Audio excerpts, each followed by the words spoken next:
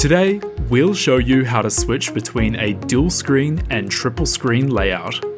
The remote controller displays triple screen mode by default.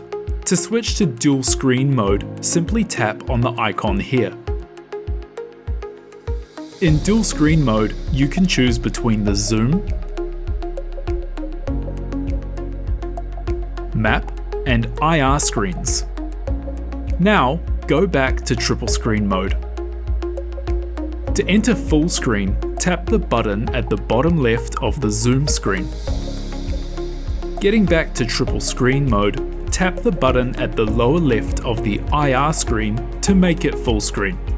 Now, click the zoom button at the upper left corner to switch to zoom screen. Back to triple screen mode.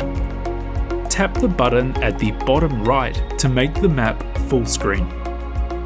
Okay, that's how to switch between dual and triple screen layouts. Thanks for watching.